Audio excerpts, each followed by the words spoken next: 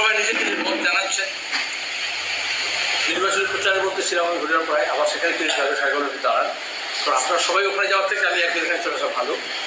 আমার সঙ্গে তারিখ আছে যে এই যে শিক্ষক নিয়োগের দুর্নীতির বিরুদ্ধে এবং সুষ্ঠু নিয়োগের জন্য যারা লড়াই করছে তাদের সঙ্গে আমাদের ছাত্র যুব আন্দোলনের কর্মী হিসেবে তার সঙ্গে যুক্ত, নিজে চাকরি প্রার্থীদের, তার সঙ্গে বঞ্চিতদের, তার সঙ্গে সুষ্ঠু নিয়োগের দাবিতে যে লড়াই হচ্ছে সেটাকেও কোঅর্ডিনেট করে আরও কয়েকজনের সঙ্গে আমাদের যে 3,000 স্পেসিফিক প্রশ্ন থাকে তার কাছে হবে। আমি খুব স্পেসিফিক্সে যাবো না, সবকে এখন বেরিয়ে এসেছে। প্রথমত হচ্ছে এই রায়টা সুদূর প্রসারী। আমার সবচেয়ে দুঃখ যে আমাদের দেশে এই মুহূর্তে চাকরি প্রার্থীরা হন নিয়ে ঘুরছে, চাকরি পাচ্ছে না, বেকারই সর্বোচ্চ। তার মধ্যে দাঁড়িয়ে পুলিশে, সেনাবাহিনীতে এবং শিক্ষকতায় কিছু নিয়োগ হয়।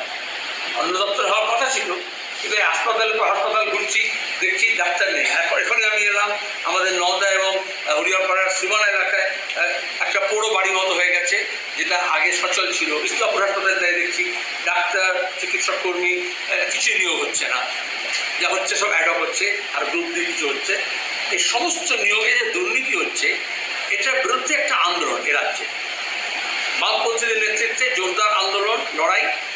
এবং দীর্ঘদিন এই চাকরি প্রার্থীরা, বঞ্চিতরা, যারা যোগ্যরা, সে টেট হোক, সে আপার প্রাইমারি হোক, সে শরীর শিক্ষা হোক, সে 9, 10, 11, 12 হোক, কলেজ হোক, পিএসসি হোক, মাদ্রাসায় হোক, যাদের চাকরি হওয়ার কথা ছিল, বামফ্রন্ট আমলে বছর বছর নিয়োগ হতো শিক্ষকতায়, হচ্ছে না।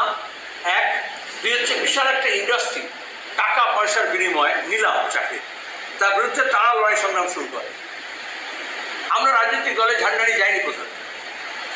তারপরে যখন দেখা গেল বারবার মুখ্যমন্ত্রী মিথ্যা স্তোক দিয়েছেন, আশ্বাস দিয়েছেন, যখনই ভোট এসছে ওরা যখন ধর্ণা দিয়েছে, স্ট্রাইক করেছে, এমনকি পুলিশের লাঠি খেয়েছে, তখনও মুখ্যমন্ত্রী শুধু স্তোক বাক্য দিয়েছেন বা এমন কমিটি করেছেন, সেই কমিটির লোক এখন জেলে। বা যারা আন্দোলন করছিল তাদেরকেও রাজনীতি কি চাকরি দিচ্ছি একজনকে।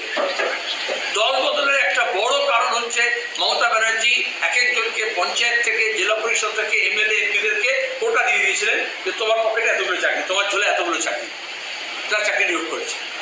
এমএলএরা বলেছে, প্রাক্তন এমএলএ বলেছে যে আমাদেরকে মুখ্যমন্ত্রী বলে দিয়েছে। মুখ্যমন্ত্রী নিজে বলেছেন শুভেন্দুর ব্যাপারে, ওকে আমি চাকরি দিয়েছিলাম পূর্ব মেদিনীপুরে, বাঁকুড়া, পুরুলিয়া, ও সব চাকরি পূর্ব মেদিনীপুরের লোকজনকে দিয়েছে, বাঁকুড়া, পুরুলিয়া ছেলেকে বঞ্চিত করেছে। আচ্ছা, কে চাকরি দেবে? আজকে এই যে 25,000-এর মতো মানুষ যারা শিক্ষকতা করছেন, এদের অনেকেই শিক্ষক হওয়ার যোগ্য, শুধু নয় তাদের যোগ্যতাই চাকরি পেয়েছেন বা পেতেন। তুই চাকরি গেল কেন? কারণ স্কুল সার্ভিস কমিশন সমস্ত অন্যায়টা করেছে মুখ্যমন্ত্রীর নির্দেশে, শিক্ষা দপ্তরের নির্দেশনায়। হাইকোর্টে যখন যাওয়া হয়েছে চাকরি প্রার্থীদের তরফ থেকে, বামপন্থী আইনজীবীরা যখন গিয়েছেন, মমতা ব্যানার্জি হাইকোর্টকে দোষী সাব্যস্ত করার চেষ্টা করেছেন। আইনজীবীদের যারা নিজের ক্লায়েন্টের মক্কেল নিয়ে লড়ছে তাদেরকে ভিলেন বানানোর চেষ্টা করেছেন। আজকের রায়ের প্রথম কথা হয়েছে এইসব মামলা সুযোগে নিয়োগ বন্ধ করা যাবে না, অথচ মুখ্যমন্ত্রী বছরের পর বছর এমএসসি এবং এসএসসি নিয়োগ বন্ধ শুরু করেনি, এমএসসি তো তুলে দিয়েছেন মাদ্রাসা সার্ভিস কমিশন। তাহলে কেন নিয়োগ বন্ধ আছে তার উত্তর আজকের মামলায় পাওয়া গেছে। সরকার চাইনি। কেন চাইনি? কারণ সরকার যা নিয়োগ করেছে দুর্নীতির সঙ্গে যুক্ত করে করেছে, টাকা পয়সার বিনিময়ে চাকরি দিয়েছে। এই জন্য আদালতের নির্দেশে তদন্ত হচ্ছে, সিবিআই তদন্ত করছে। আপনার এখানকার একজন এমএলএ, আপনি জানেন, সংগ্রাম করছে, যেহেতু আদালতের নির্দেশে তদন্ত হচ্ছে, সিবিআই তদন্ত করছে। আপনার এখানকার একজন এমএলএ, আপনি জানেন, সেই ফোন জলে ডুবে গেছিল না, তারপরে এমপি স্ট্রোক হয়ে গিয়েছিল। তাহলে সরকার থেকে সবসময় বলা হয়েছে তৃণমূল থেকে প্রমাণ লোপাট করা। ফোনটা জলে ডুবে একটা প্রতীকী। আসলে কয়লা পাচার থেকে, গরু পাচার থেকে, চিট ফান্ডের কারণ থেকে শুরু হয়েছে, পুলিশ প্রশাসনকে দিয়ে, ব্যুরোক্র্যাটসদের দিয়ে এবং তৃণমূল নেতাদেরকে দিয়ে তারা সাক্ষ্য সাবুত লোপাট করার চেষ্টা করেছে। আজকে যে 25,000 চাকরি গেল, এই জন্যই গেল, হাইকোর্ট বলেছিল বারবার, ডিভিশন বেঞ্চ বলেছিল যে আপনাদের কারা যতজন রেকমেন্ড করেছে স্কুল সার্ভিস কমিশন, তার থেকে এত বেশি লোক চাকরি করছে কি করে? তার নাম রেকমেন্ড চাকরি পেয়ে গেল, তা কে দিল? তাহলে আপনারা লিস্ট দিন কারা যোগ্য। এই সমস্ত পরীক্ষা, লিখিত পরীক্ষা, ওএমআর, যা যা আছে, ইন্টারভিউ, প্যানেল, তার থেকে কারা কারা পেয়েছে উপযুক্ত তার লিস্ট দিন। স্কুল সার্ভিস কমিশন তালা পড়ে গেছে, স্কুল সার্ভিস কমিশনের লোকজন জেলে ঢুকে গেছে, স্কুল সার্ভিস কমিশন কোনো কাগজ দিতে পারেনি। তারপর উল্টো দিতে বলা হলো তাহলে অযোগ্য প্রার্থী কারা কারা পেয়েছে যাদের এটা দিন। মুখ্যমন্ত্রীর নির্দেশে সেগুলো দেওয়া হয়, কারণ মুখ্যমন্ত্রী জানেন এগুলো দিলে যেমন কাপড় ধরা সব ধরা পড়লেই ভাইপো ধরা পড়বে। তাহলে এই যে কালীঘাটে বসে একটা ইন্ডাস্ট্রি করা হয়েছিল নিয়োগে, সেটা ধরা পড়ে যাবে। তাহলে আমি আই ব্লেম স্কোয়ারলি চিফ মিনিস্টারকে, শিক্ষা দপ্তরও নয়, কারণ এই গোটা পরিকল্পনা করা হয়েছে নবান্ন থেকে এবং কালীঘাট থেকে, রূপায়িত করা হয়েছে তৃণমূলের দপ্তর থেকে। দুর্ভাগ্য, যাদের চাকরি গেল তাদেরকে বলা হচ্ছে টাকা ফেরত দাও, স্বাভাবিক যদি বেআইনি হয় কেন, কিন্তু এদের অনেকেই আইনি পথে চাকরি পেতে আসলে ডকুমেন্টস দেয়নি, নিজে যেতে ফেসে যাবে কার রেকমেন্ডেশনে কে দিয়েছে। কারণ পাকিস্তানে যে বলেছে মুখ্যমন্ত্রীর কাছ থেকে লিস্ট আসতো, ভাইপোর কাছ থেকে লিস্ট আসতো, তাহলে পিসি ভাইপো বাঁচার জন্য এদের চাকরিরা অন্তত এদের মধ্যে যারা যোগ্য আছে এবং ঠিকঠাক পরীক্ষা দিয়েছে, যাদের ওয়েমার্সিটি পরীক্ষার উত্তরপত্র ছিল, প্যানেল হয়েছিল ঠিক মতো, তাই তো চাকরি যেত না, সে লিস্ট তো চাওয়া হয়েছিল, দেয়নি। আর যারা অযোগ্য বা টাকা দিয়ে চাকরি হয়েছে, যাদের যারা চাকরি হয়েছে তার থেকে 10 গুণ লোক টাকা দিয়েছে, যারা চাকরি পায়নি তাদেরকে, এবং যাদের এখন টাকা ফেরত দিতে বলা হচ্ছে তাদেরকে আমি বলবো তারা যান তৃণমূলের নেতাদের নামে এফআইআর করুন, নাম প্রকাশ করুন। আমাদের দিন ছাত্র যুব আন্দোলন এবং এই শিক্ষার্থী যারা আছে, পরীক্ষার্থী যারা আছে, যারা চাকরিপ্রার্থী আছে, তারা গিয়ে তাদের ঘর ঘেরাও করবে, টাকা আদায় করতে হবে। আর যে শিক্ষকরা শিক্ষকতা করেছেন নিজ মনে পেতে পারতেন, তারা সবাই টাকা ফেরত দেবে কেন? তাই যে পার্থ চ্যাটার্জির কাছ থেকে যে এত টাকা বেরোলো, ও তো শিক্ষক নিয়োগের দুর্নীতি থেকে, তৃণমূল অন্য নেতাদের কাছ থেকে যা বেরোলো সেই টাকাগুলো গভর্নমেন্ট ফেরত দিক, তাও কম্পেনসেট হবে না। এই যে বাকিরা যারা কাজ পেল না, তাদের মধ্যে একটা বড় অংশ তৃণমূলের লোক, তারা নাম প্রকাশ করুক, সরকার শ্বেতপত্র প্রকাশ করুক, করবে না প্রমাণ হাইকোর্টকে দেয়নি কাগজপত্র, দেবে করতে হবে, শ্বেতপত্র বলে কিছু নেই। মুখ্যমন্ত্রীর কাছে হোয়াইট লাই ছাড়া আর কিছু হোয়াইট নেই, সব ব্ল্যাক। তৃতীয়ত, এই যে এতগুলো গরমের ছুটির পরে স্কুল যখন খুলবে পড়াশোনা কী হবে, মাত্রা যখন খুলবে পড়াশোনা কী হবে? এটা এসএসসি, একই জিনিস এমএসসির ক্ষেত্রে হয়েছে।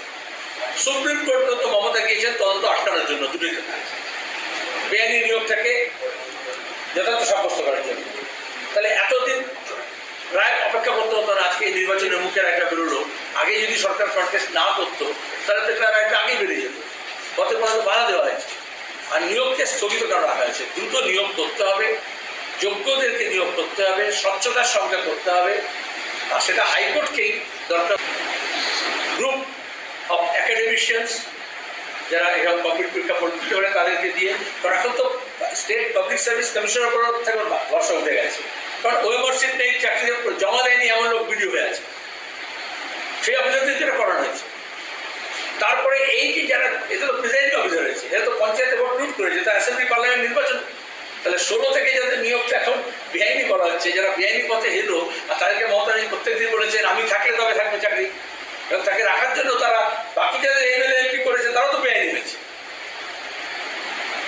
এইরকম পুলিশ অফিসার যাদের যোগ্যতা নেই, এইরকম শিক্ষক যাদের যোগ্যতা নেই, এরকম সরকারি কর্মচারী যাদের যোগ্যতা নেই, এমনকি অফিসার, তারা অযোগ্যতার থেকে বেশি গুরুত্ব দিয়েছে যে একবার মমতা ব্যানার্জির স্নেহধর্মে থাকলে সে সব সাতক্ষণ মা।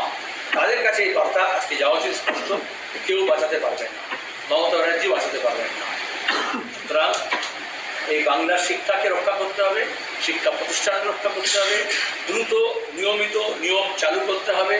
আর তা নাহলে দেখেছেন আজকে সোশ্যাল মিডিয়া ভাইরাল হয়েছিল সকালে যে বিনা পয়সায় পড়াবেন কে কে, 11-12 চালু হয়েছে, পাড়ায় যারা শিক্ষক রাখেন দুধে আগে 300 টাকা এরকম। তাহলে কোথায় গিয়েছে শিক্ষকতার জায়গা, শিক্ষকদের মান মর্যাদার জায়গা?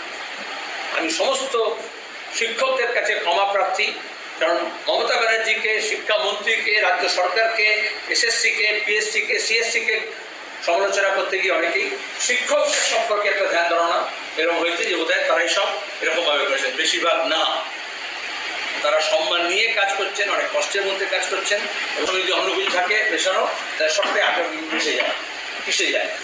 তাহলে এই মিশনটা হয়েছে তৃণমূলের চুরি জোচ্চুরির জন্য।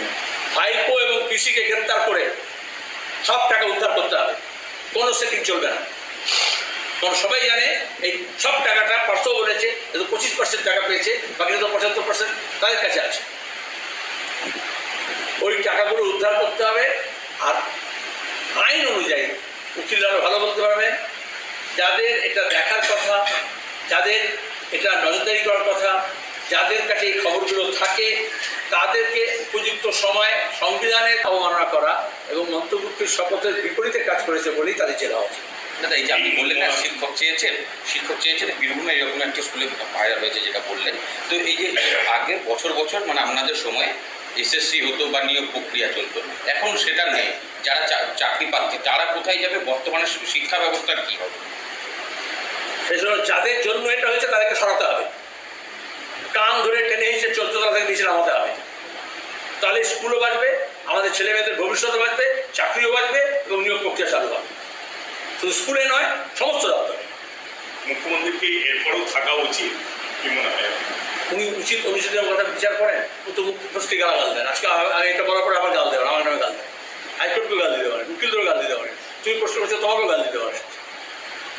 দাদা, বাংলার সবুজ সাথী সাইকেল এখন দেখা যাচ্ছে বাংলাদেশের বাজারে এবং পাচার এখনও চলছে, এরকমটা দেখা যাচ্ছে।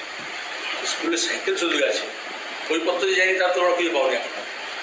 বাচ্চা তো পাঠ্যপুস্তকও পায় না, ইউনিফর্ম যে যায়নি তাও পায় না। কালো বাজারি যখন হয়, স্মাগলিং যখন হয়, সবই পাচার হয়। তোমরা শুধু গরু পাচার নিয়ে পড়েছিলে, যে সাইকেলও পাচার হয় জানলে তো। আমি মূল কথাটা বলে দিয়েছি, আজকে এটাই ইস্যু। 25,000 শিক্ষক মানে যে 5 জন টাকা পরিবার হয়, 1,25,000 মানুষ। মমতা ব্যানার্জির অপদার্থতা, লোভ, ভাইপো আর বেশি খাবো এবং সমস্ত কিছু আইনি ব্যবস্থাকে ধ্বংস করবে। উনি এর চেয়ে ভালো ছিল যদি পকেট মারি করতেন আর ডাকাত দল করে যদি ডাকাতি শুরু করতেন।